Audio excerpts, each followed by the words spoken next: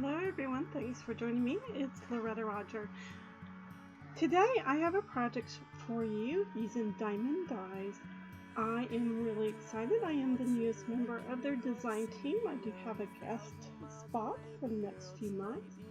As a thank you for watching this video, as well as looking at their products, I'm going to be offering you guys a 10% off your order. You just use the code Thanks Loretta with Diemond dies, and they will give you that 10% off, as well as you get free shipping if you purchase more than $35 in products, and that is for United States as well as international folks, so you can take advantage of that.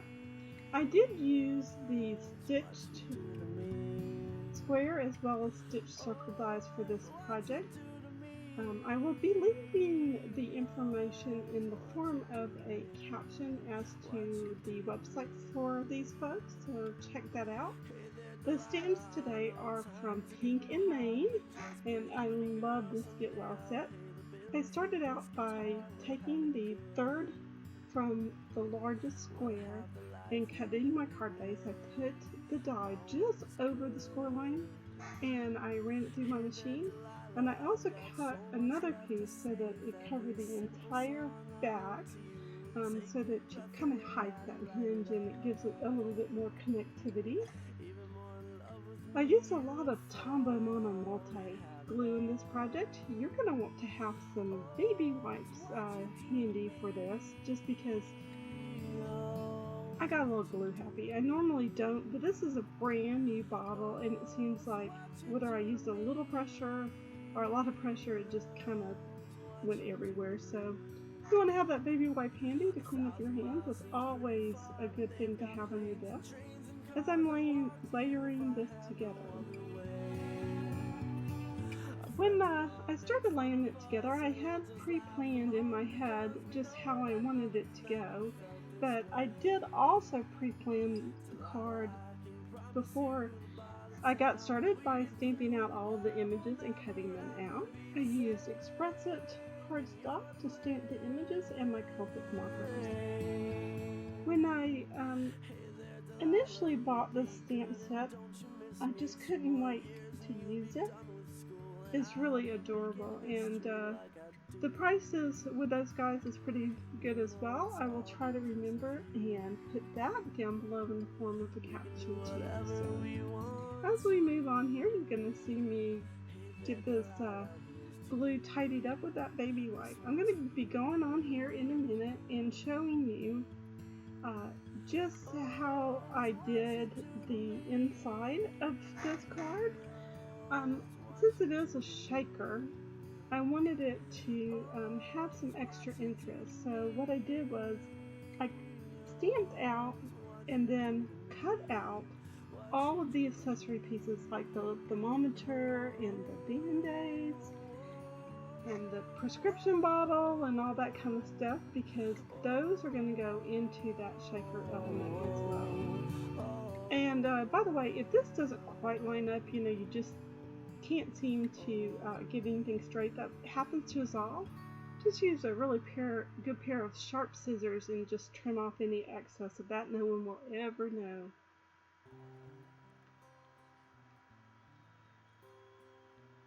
Here you see that shaker card piece, I should say the shaker card front all complete, and I am going to go ahead and stamp a sentiment that's going to be behind it, and it says hugs, kisses, and get well wishes. You will see that later on you do not see this behind the shaker element, so I'm going to restamp that onto some yellow cardstock, cut it out, and apply it over the top of this.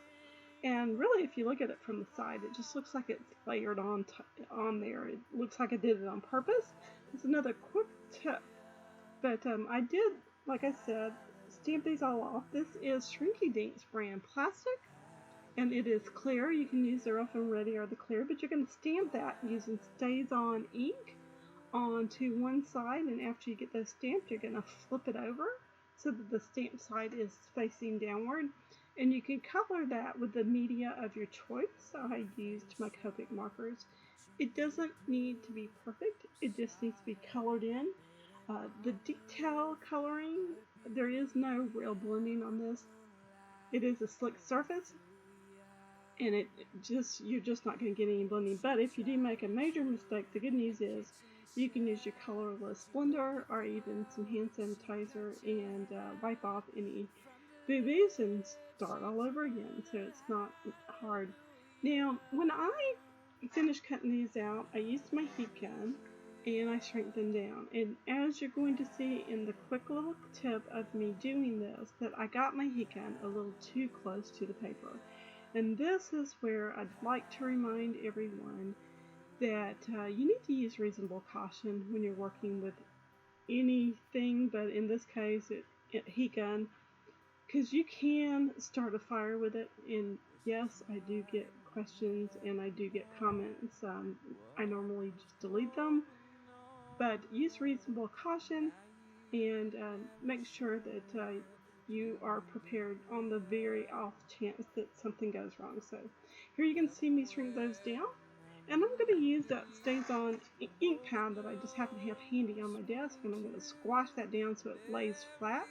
I'm going to continue this process until I have all of the pieces done. One of the things I like to do is stamp out a whole bunch of these all at one time and cut them out and shrink them in one sitting.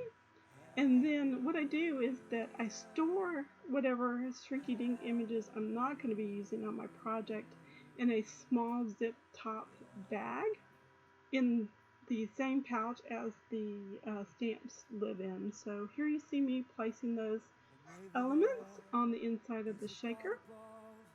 And I'm also going to be adding some confetti and some glitter and sequins from my personal collection into that shaker element. But before I do, I'm using Scotch 3M foam adhesive on the back of this, and actually buy mine from Amazon if you would like to purchase it from them. It is expensive, but you get a very large roll and it lasts a long time.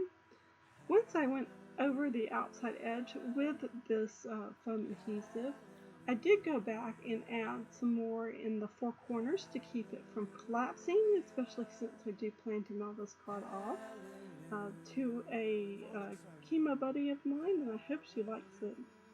The images are just so stinking cute. But to prepare it for those shaker elements, I did use my powder tool there and just go around the edges, and it kind of takes the static out and it keeps some of the shaker pieces from getting stuck. That little wet part that you see there is from me using my Scrapper Solution Undo to remove some extra tape that just kind of was there, and that worked out perfectly. It will dry on its own. I didn't want to use a heat gun on that area since obviously it would just melt that acetate in half of a second. So, but you do see me adding the sequins, and you're also going to see me add some clear seed beads into the mix, and it turned out well. Now, once you get this done, I'm going to place the back onto it so that it'll be finished. But what you're looking at right now is I'm adding a small piece of ribbon. Mine is actually been purchased from Hobby Lobby, but I'm sure you can get similar sheer ribbon from your big box store or even online. So there's plenty of sources for that, and I hope that you will take the time to add those finishing touches. Anything worth doing is worth doing right, as I've said often, whether you are a beginner or a seasoned pro. The pattern paper today is from the Stamps of Life and Stephanie Bernard. It is the same pattern, one is larger than the other. I decided to put the larger of the two on the bottom and the smaller of the two on top, and then I just layered those together, fiddled with that ribbon just a little bit. But I did use my tape runner, which is from Glue Arts. It's called the Glue Glider Pro, and that worked out really well. But I'm going to go ahead and start decorating this card. I took the stamped image, which I had already stamped, colored, and cut out, and I'm going to use some Tombow Mono Malte to put that on, and to add a little bit of a more whimsical touch with her. I did take my glossy accents and I added the tiniest drops that I could on the end of the needle and a few onto the acetate so that when it dries, it just looks like she has primed that needle and that a little bit of the liquid has come out of the top. So it is just a cute little touch that I decided to do. And this is where I had told you that you couldn't see the sentiment necessarily, so I did restamp that. And I used my corner rounder and just stuck it on the top, right over the existing one. And I fiddled with that just a little bit just to make sure I have the placement exactly where I want it. And I'm going to bring that nurse back into the frame here in just a second. But you do want to use something like a liquid glue or even some glossy accents to attach this to the acetate so that it doesn't come off later. You run the risk of it kind of peeling off if you use the tape runner. So there you see me fiddling with her, and I'm going to continue to get her down. I also used a couple of the band-aids that are accessories in this set. I also stamped those with Memento Tuxedo Black ink and colored them with my Copic markers. It didn't require a lot of shading since it was a fairly small image, but when I got this little girl down, I did decide to go ahead and go back over the image in a couple of places with my Copics just because I didn't think it looked dark enough and there wasn't quite enough shading. So that only took a couple of moments there, but it was well worth my time to do it. I really liked the end result of this card. I also used some gumdrops, and the gumdrops are from Your Next Stamp. So that is another company that I will try to remember and leave their information down below. As you finish this card,